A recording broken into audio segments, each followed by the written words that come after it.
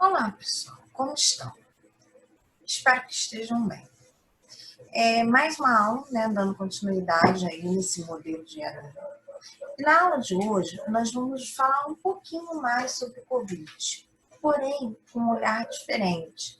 Nós vamos tentar entender o Covid sob o olhar da matemática. Ele ajuda muito, a matemática ajuda muito a gente entender o que está acontecendo com o Covid. E aí, para começar, nós vamos utilizar uma reportagem do UOL, tá, no TN Online, que foi publicada em 26 de março de 2020. E o título do artigo, ele fala o seguinte: como a matemática ajuda a entender e combater a Covid-19, o novo coronavírus. Vamos entender um pouquinho o que eles estão querendo dizer, como que se é um conteúdo mais ligado a ciências, aonde a matemática entra. Como eu sempre costumo falar com vocês, tudo que você vai fazer tem matemática. Então você é assim, mas são os médicos, os cientistas que estão examinando, aonde que vai entrar a matemática? Pois tem muita. E a nossa aula de hoje vai ser em cima disso. Bem, ela fala o seguinte: a matemática é uma estratégia fundamental nas ações contra o Covid-19. Exatamente. Muitas pessoas não sabem que temas discutidos em salas de aula ajudam os especialistas e as autoridades a analisarem e definirem a forma de entender a transmissão da doença. O que isso significa? Exatamente isso. Que o que a gente estuda, e por isso eu trouxe esse tema para a aula de hoje, o que a gente faz matematicamente em sala de aula, vocês ainda não, às vezes, não conseguem transpor, não conseguem entender que aquilo que eu estou fazendo, aquele cálculo que eu estou fazendo, ele vai me ajudar a interpretar um dado que está no jornal. E que hoje é uma comoção mundial, que todo mundo está preocupado. E eu preciso de conhecimento matemático até para entender o que eles estão falando e para minha segurança. E a reportagem ele fala sobre isso. Então, continuando aqui mais um pouco da reportagem. No momento, é pouco provável haver alguém que não tenha ouvido falar no coronavírus identificado em uma província chinesa e que se espalhou pelo mundo. Ele pertence à família coronavírus, que tem como principal característica causar infecções que podem desencadear síndromes respiratórias agudas graves, a SARH. Ele foi batizado como SARH-CoV-2, coronavírus disease 19, a Covid-19, porque o surto foi relatado à Organização Mundial de Saúde, a OMS, em 31 de dezembro de 2019, ou seja, no último dia do ano de 2019. Por isso, colocaram Covid-19. À medida que a Covid-19 atingiu outros países, o surto se tornou epidemia, classificações que mudam de acordo com a área afetada pela doença. E neste mês, no caso em março, que foi quando eles publicaram a reportagem, a OMS declarou pandemia, ou seja, o mundo inteiro precisa lutar contra a doença. Então agora não é um caso mais isolado de um país. O mundo inteiro, inclusive o Brasil, agora em junho, nós somos um dos principais países do pico. E aí, por isso, recebe o nome de pandemia.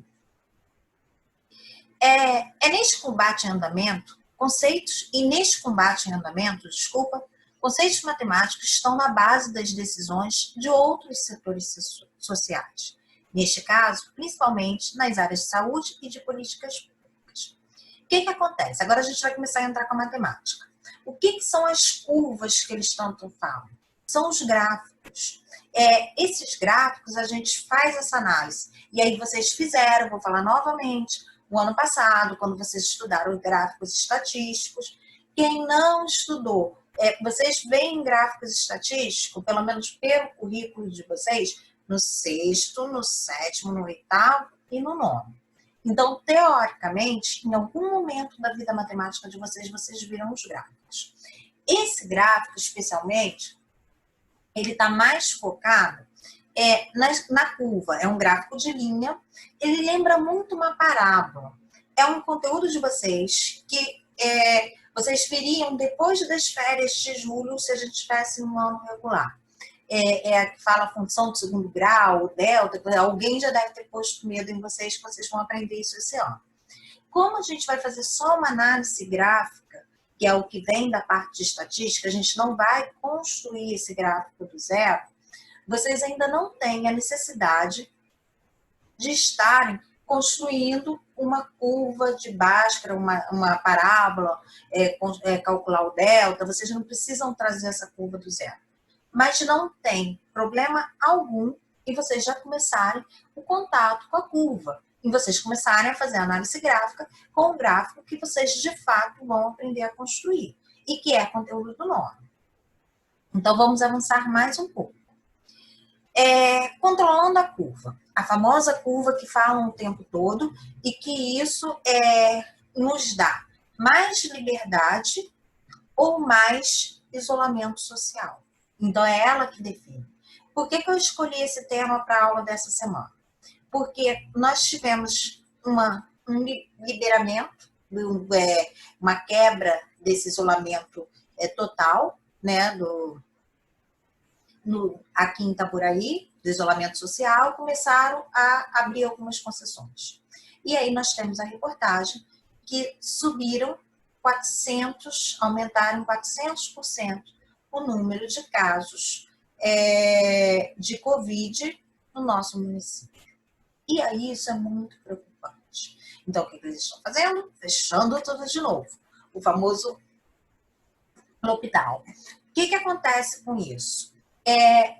Para nós voltarmos a uma vida normal, entre aspas, ou para nós ficarmos enclausulados socialmente, isso tudo depende da curva matemática.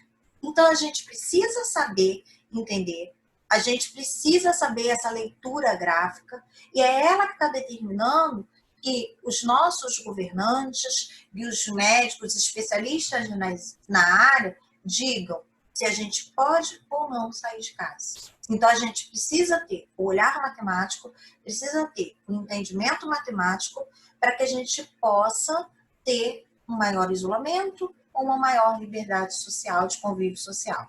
E por conta disso, a gente precisa entender o que se passa. Por isso que nossa aula dessa semana, o tema é esse. Não é algo inédito. Outros surtos e epidemias causados por outros vírus integrantes da família coronavírus já foram analisados por meio de modelos matemáticos próprios, como a síndrome respiratória aguda grave, a SARS, em 2002, e a síndrome respiratória do Oriente Médio, a MERS, em 2012. Ou seja, o Covid, não nesse formato, esse formato está mais agressivo, esse de 2019, mas ele não é uma doença nova.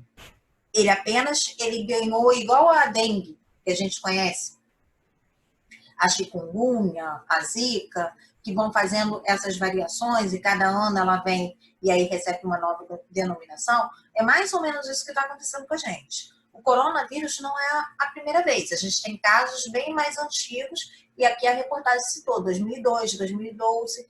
O problema é que dessa vez ela está vindo bem mais agressiva e a gente não está conseguindo um remédio que controle a doença. Então, o que eles estão fazendo? Guardando todo mundo dentro de casa para que ninguém pegue. E aí, quando não pega, você tem um controle maior, evita o contágio, até eles arrumarem a vacina.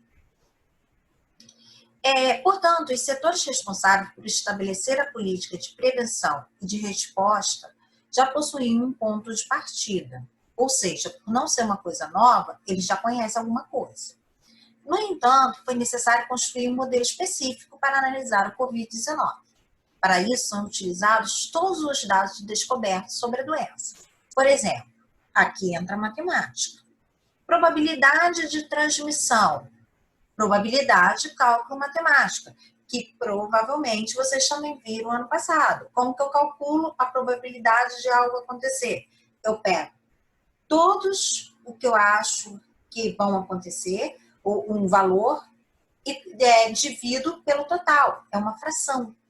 Eu pego Vamos supor que eu tenha 3 peças defeituosas numa caixa com 10. Eu tenho 3 lápis com a ponta quebrada numa caixa com 10. Qual a probabilidade se eu pegar um lápis, desse lápis ser de ponta quebrada? Então, eu vou fazer a fração 3 para 10. E aí, em cima disso, eu calculo a probabilidade, que vai dar em torno de 30%. Quantos podem ser contaminados a partir de uma pessoa? Então, qual é a escala de propagação da doença? Quantas pessoas, cada um que se contamina, ela espalha o contágio? Tempo de surgimento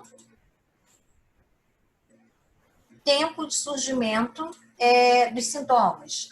Em quanto tempo a pessoa contaminada, ela se locomove e está espalhando o vírus sem saber que está com o vírus. Só quanto tempo depois ela fica doente.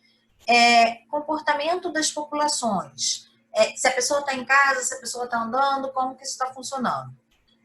Mutações sofridas pelo Covid-19 no país onde foi identificado. Tempo de cura de pacientes. Quantas pessoas podem ser infectadas por um paciente assintomático? Tempo de incubação do vírus. População mais vulnerável, probabilidades de morte. Tudo isso eles levam em consideração para fazer a curva. Aí vamos ampliar ela. A curva do avanço do Covid. Essa curva aqui, a reportagem foi de 20 de março. Então, ela é uma estimativa em 20 de março. Aqui, levando todos aqueles dados em consideração, eles vão fazendo os cálculos e vão fazendo a curva. Então, aqui fala, né? Cada vez que um dado novo é descoberto, os especialistas alteram o modelo. Toda informação faz diferença para se chegar à análise que conduz às melhores decisões para uma área específica. Para os especialistas e autoridades políticas e sanitárias, o fundamental é evitar o descontrole da velocidade com que as pessoas são contaminadas e podem manifestar os sintomas dentro de uma área geográfica, seja a cidade, o estado ou o país, ou no caso da Covid-19, o mundo. Logo abaixo, há um gráfico para entender a importância de controlar a curva de avanço da doença.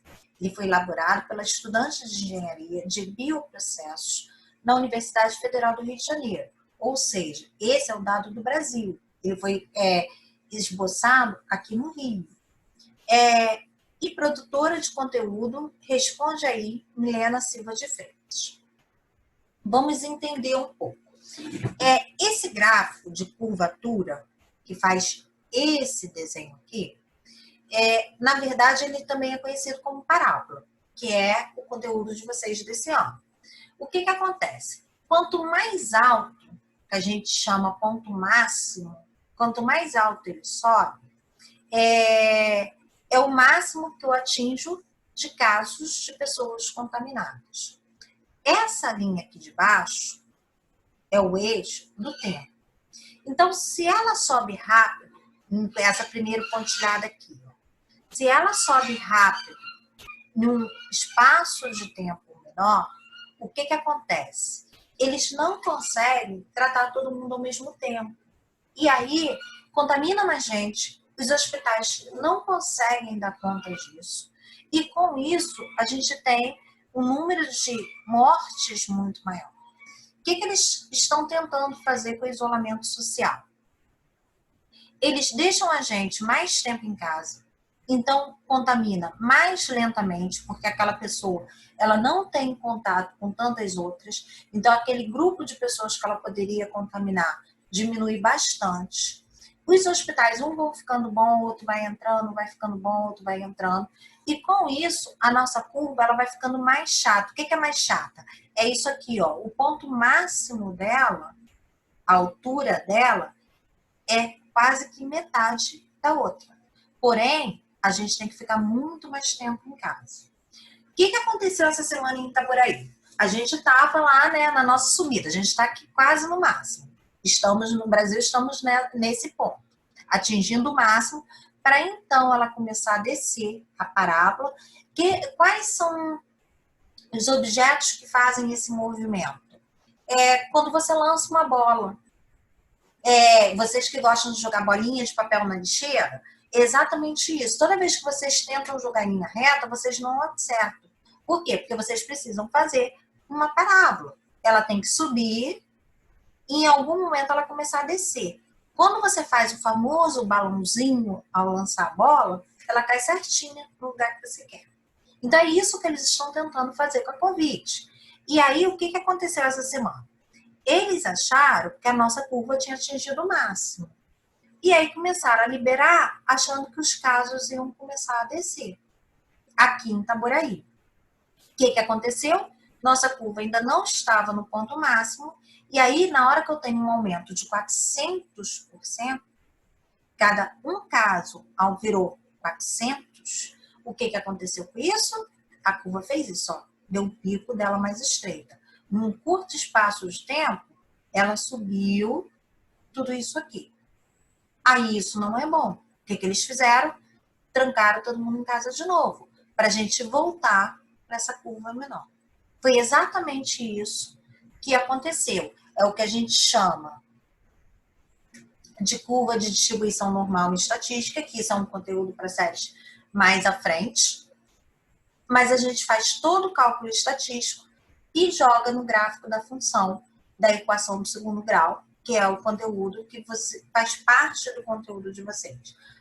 Tudo que eu estou colocando é matéria do 9º ano. Consideraram várias situações. As principais para essa curva crescer horizontalmente, ou seja, deitada, verticalmente, em pé. Então, para ela crescer horizontalmente, ela fica, olha essa área aqui laranja, ela cresce, em vez dela crescer para cima, ela cresce para o lado. Ela aumenta o tempo, porém, eu tenho menos contágio. Na hora que eu diminuo o meu tempo, a curva cresce verticalmente, que foi o que aconteceu em Itaboraí essa semana.